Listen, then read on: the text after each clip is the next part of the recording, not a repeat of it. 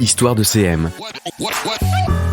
Tous les 15 jours, AgoraPulse, en partenariat avec J'ai un pote dans la com, part à la rencontre des meilleurs community managers de France. Je suis Ambroise et aujourd'hui je reçois Hugo Cornet, social media manager de Combini.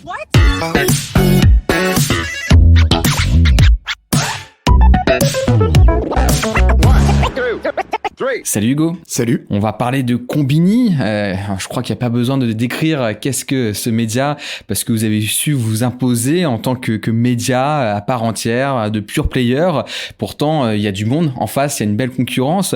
Qu'est-ce qui fait la spécificité de Combini aussi pour être encore là aujourd'hui et avoir cette aura? Comme tu dis, Combini aujourd'hui, d'ailleurs souvent il y a pas mal de marques aujourd'hui ou d'entreprises ou de personnes, je pense autour de nous à titre personnel, qui disent j'aimerais bien faire une vidéo à la Combini. Et effectivement, on a une vraie notoriété aujourd'hui. On a implanté depuis plus de 10 ans sur la scène médiatique française. Ce qui fait la différence, je pense, ça a été notamment tout l'esprit graphique EDA qu'a su amener Combini et proposer une vraie différence et une certaine agilité au niveau des contenus avec des formats iconiques qu'aujourd'hui tout le monde connaît, que ce soit des speeches, ce soit plein de formats qu'on connaît tous. Fast and Curious, le Fast and Curious, le fameux, et qui sont assez iconiques. Et on a une audience donc qui est globalement les 18-35 ans et on est leader aujourd'hui donc auprès de cette audience-là en France. Et voilà, donc aujourd'hui c'est quelque chose de plutôt pertinent. Ouais. C'est un peu la génération qui fait rêver les marques parce qu'elles sont pas toujours simples à atteindre et en même temps elles commencent à avoir un pouvoir d'achat, elles sont dans la vie active, les ados des fois c'est pas forcément ce qu'on cherche non plus, donc évidemment c'est fort d'avoir réussi à toucher cette cible qui est en plus souvent assez exigeante. Est-ce que quand même vous cherchez à élargir cette audience ou votre but c'est de rester justement spécialisé, expert sur cette catégorie de 18-30 ans? Alors nous, comme tu dis, on a avec l'identité et les formats qu'on propose, on est vraiment dans l'esprit pop culture, fun, on fait venir de nombreux talents, on parle de sujets engagés, il y a une vraie ligne directrice avec de vraies valeurs, donc il parle à cette audience qui est les 18-35 ans, et c'est ce qu'aujourd'hui viennent chercher les marques qui travaillent avec Combini, mais aussi notre audience. Donc on reste globalement prioritairement là-dessus, et aussi sur les plateformes sur lesquelles on communique. On est aujourd'hui sur TikTok, Snapchat, on est toujours agile, on veut être sur ce segment de marché, ouais. Et la spécificité, c'est que ce n'est pas que Combini la marque, c'est aussi Combini l'agence qui a son propre nom, Cool. Et même toi, en l'occurrence, tu es social media manager de cette agence. Est-ce que tu peux nous la présenter? Comment elle trouve sa place au sein de cet écosystème qui donc est plus complexe que uniquement une marque Combini? Alors si tu veux, pour reprendre un peu depuis le début pour expliquer, donc Combini, comme tout le monde le connaît, il y a la partie donc éditoriale, journalistique, où on fait nos contenus que tout le monde connaît, qui sont diffusés donc sur les réseaux sociaux Combini, et il y a toute une partie qu'on va appeler plutôt brand content, donc ce qui est la force aussi de Combini aujourd'hui, et les marques justement qui viennent chercher notre audience, et Cool, donc qui est l'agence créative Combini, qui fait donc ce qu'on appelle des marques blanches, donc on travaille pour plusieurs clients, et on leur propose à la fois des activations sur le digital, le social media, de la publicité, tout type de communication. Pour la petite anecdote, Cool, ça vient de South Park, c'est la façon dont on dit Cartman cool. Donc c'est une agence qui compte à peu près une vingtaine de talents, et on va se reposer, donc proposer la force créative de Combini qu'on connaît tous, cet esprit-là pour le redonner aux différentes marques avec lesquelles on collabore au quotidien. Et je suis donc en effet social media manager pour Cool. Est-ce qu'on peut se dire que c'est le succès ultime d'un média d'avoir une telle marque, une telle patte, une telle signature que des marques sont prêtes à l'acheter en quelque sorte, à se dire ouais, nous on veut que pour notre marque ça soit infusé de ces valeurs-là, de ces références-là, d'un aspect culturel qui en tout cas rend envieux. Exactement, c'est un véritable succès puisque comme je le disais, cet esprit pop culture, ces valeurs positives qu'on amène partout, on est des gens, je pense partout chez Combini, même l'équipe, on est très jeunes, on est enthousiaste, on veut véhiculer ces valeurs-là et c'est ce que viennent chercher, je pense, nos clients qui viennent collaborer avec nous sur Cool. Donc on amène dans chaque projet qu'on fait, que ce soit sur du digital, du display, de la télé, des activations aussi en événementiel, avec des marques, vraiment cet esprit. Donc on vient vraiment chercher cette source créative et on a une façon de travailler qui est plutôt unique, je dirais, qui est plutôt cool. Et c'est ça, je pense qu'aujourd'hui, qui fait notre bon relationnel client, ouais. Bon, je suppose en même temps que vous devez être vigilant en quelque sorte à toute dérive qui pourrait être aussi de se dire si je passe par cette agence, en fait pour tout le monde vous allez faire à peu près la même chose qui est du combini et vous gardez pourtant cette créativité, cette capacité à faire différent à chaque fois. Ça doit être aussi un sacré challenge pour toutes les équipes, savoir se renouveler notamment. Tout à fait, ouais, mais c'est ce qu'on fait tout le temps, mais il faut être très agile, donc ça dépend du brief client qu'on reçoit dès le début, mais on a de super équipes créatives, on a justement je pense cette mixité au sein de notre équipe entre tout ce qui est la partie brand content, l'édito, les différentes marques avec lesquelles on a pu travailler aussi, qui nous permettent aujourd'hui d'avoir une certaine partie de ressources, qui nous permettent de créer toujours des contenus innovants. On est toujours aussi en veille permanente sur ce qui fait, et on va notamment sur la partie social media, qui est plutôt mon pôle d'expertise, toujours travailler sur de nouveaux formats, pousser à l'innovation, et on va aussi s'amuser avec nos clients pour qu'ils prennent du plaisir à faire des stratégies de plus en plus impactantes. Quelle est la clé, selon toi, pour garantir le succès d'une opération à un annonceur ou un partenaire? Voilà, une marque se rapproche de Qule. Je suppose qu'elle a envie que ça fonctionne. Elle vous fait confiance. C'est pour ça qu'elle fait appel à vous. Est-ce qu'il y a des éléments clés où vous dites ça, on sait que c'est indispensable pour aller vers une OP qui va fonctionner? Alors, je pense que tout d'abord, déjà, il y a l'originalité, la créativité de l'idée qu'on va proposer de base. Ensuite, il y aura toute la notion de budget et de moyens qu'on pourra mettre en place. Mais notamment, nous, ce qui est important, c'est, je pense aujourd'hui, c'est toute la notion de brand content. C'est vraiment, on veut raconter des histoires inspirantes, toujours en amenant nos valeurs et l'esprit combini dans ce qu'on va raconter avec nos clients. Donc, ça sera déjà une des choses primordiales pour commencer toute stratégie avec nos clients.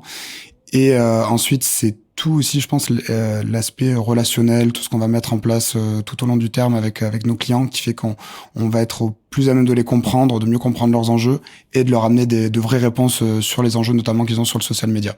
Est-ce que c'est plus simple pour convaincre des marques d'être Qule, d'être combini par rapport à d'autres agences? Parce qu'en quelque sorte, vous pouvez toujours dire regardez, faites-nous confiance. On l'a fait pour nous-mêmes, on l'a fait pour Combini. Regardez nos audiences, regardez notre engagement. Donc laissez-vous faire. Alors que peut-être d'autres agences auraient plus de difficultés à convaincre. Effectivement, je pense que ça aide, comme ça ils voient effectivement les formats qu'on fait aujourd'hui et qui sont pertinents. Et aussi, c'est toute cette base créative dont on va pouvoir se servir et nos références. On a des clients historiques chez Qule depuis quelques années qui nous permettent d'avoir de belles références pour d'autres projets à venir. Bon, parlons social media parce que c'est quand même cela, ton métier. C'est quoi vos objectifs chez Qule quand une marque se rapproche de vous et qu'elle est intéressée pour les réseaux sociaux? Parce que chaque marque a son secteur, a ses objectifs propres qui peuvent être commerciaux, avec chacun son brief, ça je me doute. Mais est-ce que vous, il y a une sorte de valeur, de mantra que vous appliquez à chaque fois en disant une marque qui va sur les réseaux sociaux, nos objectifs doivent être prioritairement ceux-là? Alors bien entendu, on se fixe des KPI toujours avec le client et en fonction des budgets, mais globalement, notre leitmotiv, ça va être de raconter des belles histoires. Comme je le disais, le brand content, c'est une place aujourd'hui qui est hyper importante. L'audience, qui est les 18-35, que viennent notamment chercher les marques qui veulent travailler en priorité avec nous. On veut des contenus, on veut plus des formats commerciaux comme on a connu dans les époques. On veut raconter des histoires vraies, authentiques, et on veut des prises de parole qui soient ludiques, qui ressemblent au format justement de Combini. On veut apprendre quelque chose. Donc c'est vraiment sur ça qu'on va se concentrer. On va plutôt parler d'esprit qualitatif que quantitatif, même si bien entendu on a des objectifs de médiatisation, et on travaille notamment Qule avec des agences médias aussi sur la partie monétisation des contenus qu'on mettra sur les réseaux sociaux pour des campagnes spécifiques pour des marques. Donc mais vraiment l'enjeu principal, nous, c'est la force créative toujours qui revient au centre de tout ce que je dis depuis le début. C'est notre plus-value. Et le brand content, la façon dont on va raconter et développer des formats, des piliers de contenu pour des stratégies éditoriales de marque pertinentes, c'est aujourd'hui le point clé. Si on peut acheter de l'espace média et espérer des résultats aujourd'hui, mais c'est pas la clé du succès. La clé du succès, c'est d'engager et d'être au plus proche de la communauté, de la comprendre. Donc c'est vraiment le travail sur lequel aujourd'hui je pense que je me focalise le plus, et ce que vient chercher Qule, c'est de faire et créer des contenus qui se distinguent de ce que peuvent proposer les autres marques. Vous êtes une vingtaine au sein de l'équipe, tu m'as dit tout à l'heure. Vous êtes organisé comment du coup? Je suppose qu'il y a des pôles, des départements. Enfin, comment vous gérez cette organisation? Alors, tu as une partie qui est plutôt sur la direction de clientèle, qui travaille directement donc avec l'esprit relationnel client. On a toute la cellule donc créative, donc avec des concepteurs rédacteurs, des directeurs artistiques, des graphistes, des motion designers pour produire tout le contenu.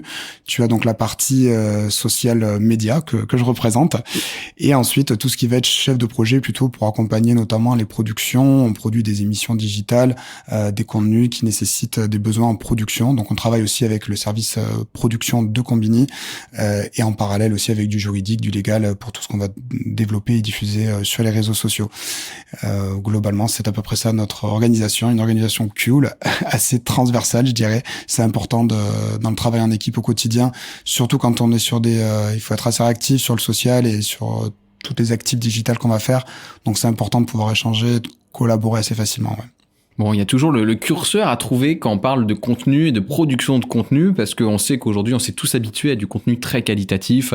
On écoute de la musique de bonne qualité sur Spotify et Deezer. On regarde des séries qui ont des budgets de films aujourd'hui sur Netflix, sur Amazon Prime. Donc, il y a un moment donné où, en quelque sorte, l'internaute ne veut plus avoir un contenu un peu bancal. Et là, la pression, elle revient à vous, parce que la marque, elle vous donne des contenus à produire. Mais vous le gérez comment, ce sujet des contenus, c'est une sorte de budget illimité, ou en tout cas une envie illimitée d'être toujours plus loin dans la qualité? Est-ce qu'au contraire, c'est de trouver ce juste équilibre entre les moyens et ce qui va être perçu? Est-ce que ça sert à quelque chose de faire une vidéo 8K alors qu'elle va s'afficher sur un écran de portable, par exemple? Enfin, comment, c'est quoi votre logique autour des contenus? Bah nous, alors effectivement, comme tu le mentionnais, il y a toute une partie, et bien sûr, des fois, on aimerait créer des choses spectaculaires, mais tout dépend toujours du budget qu'on a. Mais comme on dit, on va essayer d'être le plus pertinent sur la stratégie éditoriale. Je pense qu'au début, moi notamment sur la partie réseaux sociaux, l'important c'est de reprendre directement la stratégie éditoriale et d'arriver à créer des formats, des piliers contenus qui permettent d'alimenter un vrai discours de marque.